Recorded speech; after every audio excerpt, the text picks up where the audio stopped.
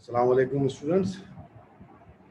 मैं आपका लेक्चर मेरे पास आपका लेक्चर है पाकिस्तान पेनल कोड पीपीसी। ठीक है, अब ये आपकी क्लास पता नहीं इससे पहले मेरे लेक्चर आपकी क्लास में हुए हैं या नहीं हुए, लेकिन आपको अगर हुए हैं तो आपको पता होगा कि ऑनलाइन पे मेरा तरीक़ेकार यही है कि मैं बुक से आपको रीडिंग करूँगा, पहले उसको इंग्लिश में रीडिंग करके वो आपको पढ़ के सुनाऊँगा। उसके बाद जो है अपना उसे मैं आपको उर्दू में समझाऊंगा।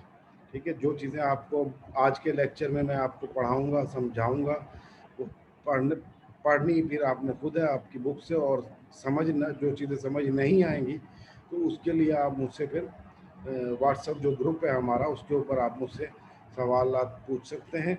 फिर नेक्स्ट लेक्चर में मैं आपको उनके जवाब दूंगा। तो बेटा हमारा कोर्स है ये क्रिमिनल लॉ के अंदर आपके पास दो बुक्स हैं, एक पीपीसी पाकिस्तान पेनल कोड और दूसरा हदूद लॉ। तो हम स्टार्ट करेंगे, दोनों बुक एक साथ हम स्टार्ट नहीं कर सकते, इस वजह से हम पहले जो है स्टार्ट करेंगे पीपीसी पाकिस्तान पेनल कोड।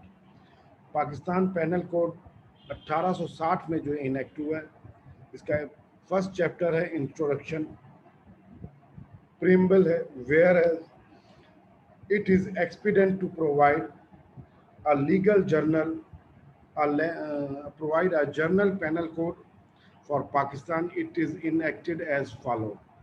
अब ये पेनल कोड जो है मुहैया किया गया है पूरे पाकिस्तान के लिए, और इसका इनेक्टेड जो दिया है वो एज फॉलो है, यानी कि title and extent of operation of the code, कि इसका टाइटल क्या होगा और इसका ऑपरेशन ऑफ कोड जो है ये इसको इस ज़ाब्ते को किस तरीके से ऑपरेट किया जाएगा। This act shall call this act shall be called the Pakistan Penal Code and shall take effect throughout Pakistan. इस एक्ट को पाकिस्तान पेनल कोड का नाम दिया गया है और ये पूरे पाकिस्तान में एक जैसा एप्लीकेबल है।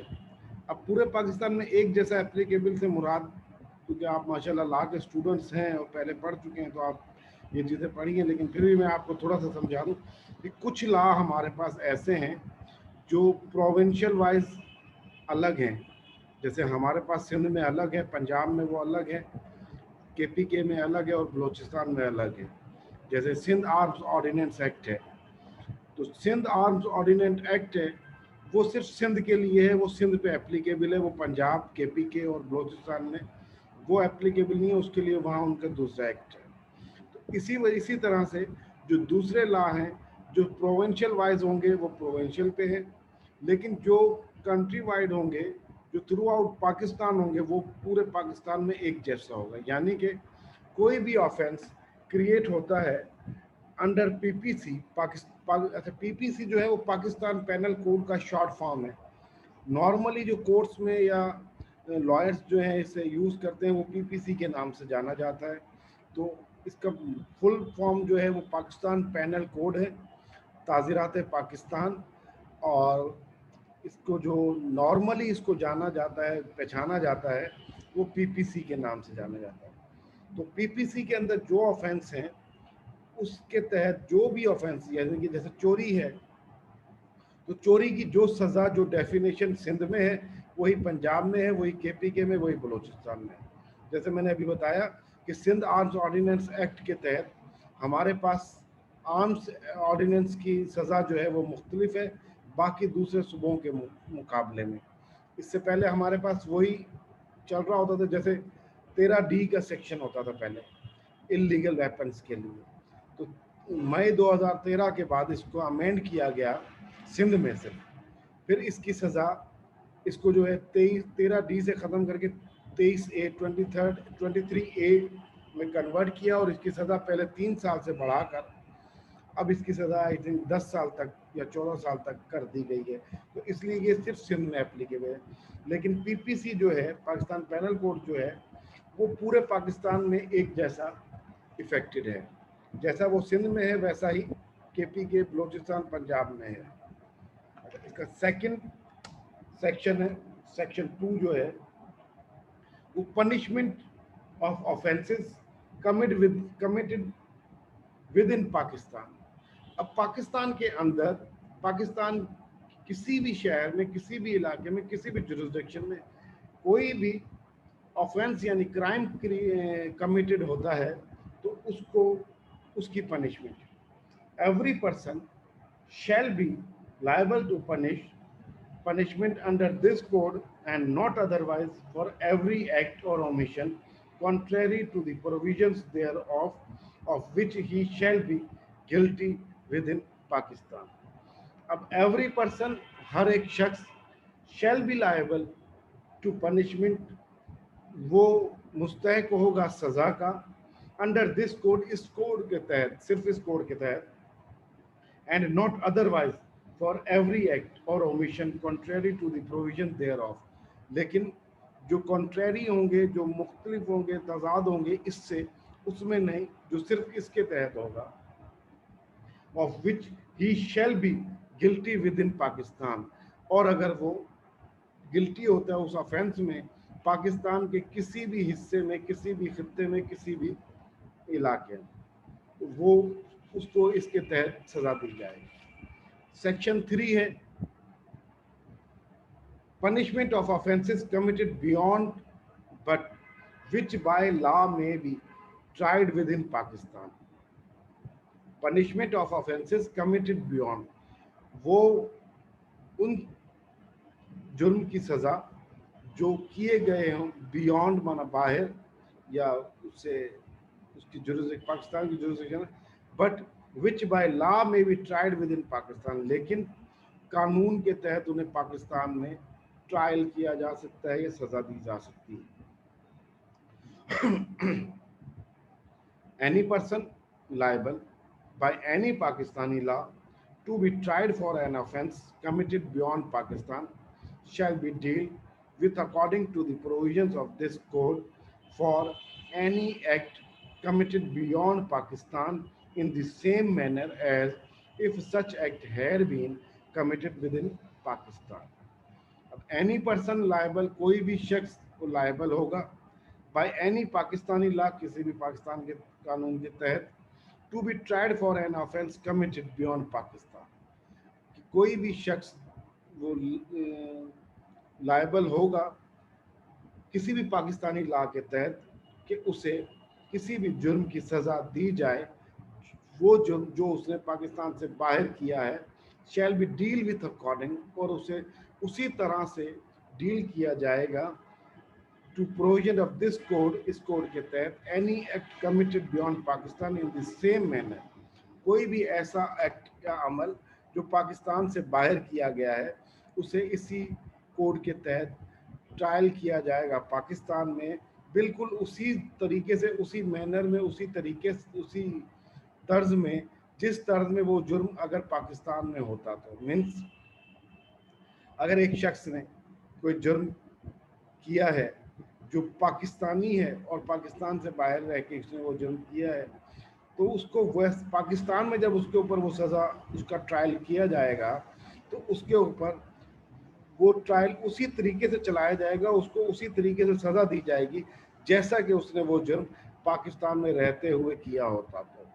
इसके ऊपर कई मिसालें हैं, जैसे कि आपने, मैं अभी क्योंकि मुझे ज़्यादा कुछ याद नहीं आ रही मिसाल, लेकिन 2-3 मिसालें जो मैं जहन में हैं इस वक्त वो मैं आपको बताऊँ। एक तो आपने 22 अगस्त की एक तकरीर होगी, एक पॉलिटिकल पार्टी की तकरीर थी जो कि बाहर लंदन से उन्होंने बैठ के की थी। वो तकरीर पाकिस्तान के ख़िलाफ़ थी, पाकिस्तान के सालमियत के ख़िलाफ़ थी। तो उसका जो सज़ा थी, उसका जो जुर्म FIR थी, उसका जो क्राइम लॉन्च किया गया था वो पाकिस्तान में उसके ऊपर केस दाखिल किया गया था। इसी तरह आपने देखा होगा कि जियो चैनल की, मुझे याद है कि जियो का जो हेड ऑफिस है, जो ट्रांसमिशंस उसकी चलती हैं वो सारी दुबई से, पाकिस्तान से बाहर दुबई में उनका जो हेड ऑफिस या वो है वहाँ से चलती हैं। लेकिन आपको याद होगा कि 1-2 ऐसे मैटर्स हुए थे जिसके अंदर जियो के ऊपर, जियो चैनल्स के ऊपर कुछ वाक़यात की FIR काटी गई थी कि उसमें जियो ने कोई जुर्म किया था, कोई अमल ऐसा किया था जो जुर्म के ज़मरे में आता था। तो उसकी भी FIR पाकिस्तान में जियो चैनल्स के ख़िलाफ़, उसकी एडमिनिस्ट्रेशन के ख़िलाफ़ काटी गई थी। कि उन्होंने ये जुर्म किया है। तो कोई भी ऐसे जुर्म जो पाकिस्तानी पाकिस्तान से बाहर रह कर करता है, उसे पाकिस्तान में, पाकिस्तान के खिलाफ अगर कोई जुर्म करता है तो उसे पाकिस्तान में ऐसे ही सज़ा, बाहर से ऐसे ही सज़ा दी जाएगी जैसे उसने वो जुर्म पाकिस्तान में किया। इन एक और मिसाल ले लेते हैं कि जैसे कोई शख्स है, उसने बाहर बैठकर किसी भी क्राइम की जो है कंस्पायरेसी जो होती है वो उसने की है, यानी कि उसकी प्रिपरेशन की है, या उसने किसी को वर्गलाया है कोई जुर्म करने के लिए, तो उस शख्स को, जो बाहर बैठा हुआ शख्स है, तो उसे अबैटमेंट में या क्रिमिनल कंस्पायरेसी में वही सज़ा दी जाएगी जैसे उसने वो जुर्म पाकिस्तान में रहते हुए किया हुआ। तो ये दो सेक्शन, तीन सेक्शन, मतलब फर्स्ट तो आपको इंट्रोडक्शन था, दो सेक्शंस आपको समझ आए होंगे। जो ना समझ आए हो तो मुझसे आप फिर सवालों में पूछ लीजिएगा। अच्छा, इसका सेक्शन 4 है extension of code of extraterritorial offenses. The provisions of this code apply also to an offense committed by, इस कोड के, इस प्रोविजंस के, इस कोड के को अप्लाई किया जाता है उन ऑफेंसेस पे भी जो एनी सिटीजन ऑफ पाकिस्तान और any person in the service of Pakistan in any place without and beyond Pakistan, कोई भी पाकिस्तानी शहरी या any person in the service of Pakistan, या वो पाकिस्तान की सर्विस में है लेकिन Pakistan in any place without and beyond Pakistan, जो कि पाकिस्तान की सर्विस में है लेकिन पाकिस्तान से बाहर है। जैसे हमारे जो एम्बेसडर्स वगैरह हैं, या जो हमारी एम्बेसी में लोग काम कर रहे हैं पाकिस्तानी लोग, यहाँ से जाके वो पाकिस्तान की जुरिडिक्शन में कहलाएंगे। इस सेक्शन का सब सेक्शन 2 और 3 जो है वो ओमिटेड है, यानी उन्हें ख़त्म कर दिया गया है।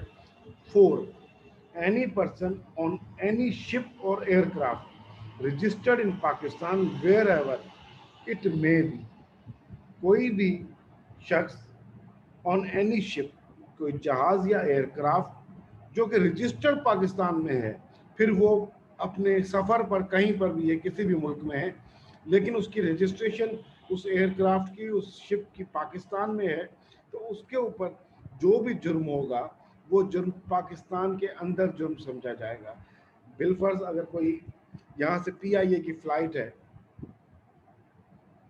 PIA का कोई एक जहाज़ है जो यहाँ से यहाँ पर रजिस्टर्ड है पाकिस्तान में, पाकिस्तान लॉ के तहत, और वो फ्लाई करके किसी भी दूसरे कंट्री में गया है, और उस जहाज़ में जो भी ऑफेंस होगा फिर वो ऐसे ही समझा जाएगा, उसको ऐसे ही ट्रायल किया जाएगा जैसे वो जुर्म पाकिस्तान के अंदर रहते हुए किया गया है। एक्सप्लेनेशन है, in this section the word offense includes every act committed outside Pakistan which if committed in Pakistan would be punishable under this code.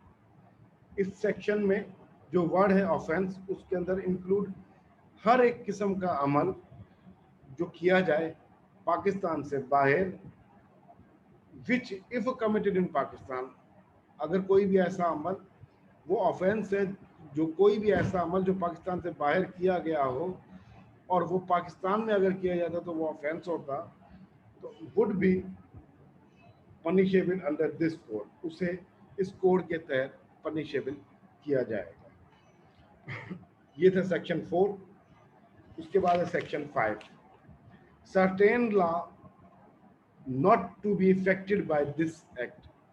Nothing in this act is intended to repeal, vary, suspend, or affect any of the provisions of any act for punishment, mutiny, and desertion of officers, soldiers, sailors, or airmen in the service of the state or of any special or local law.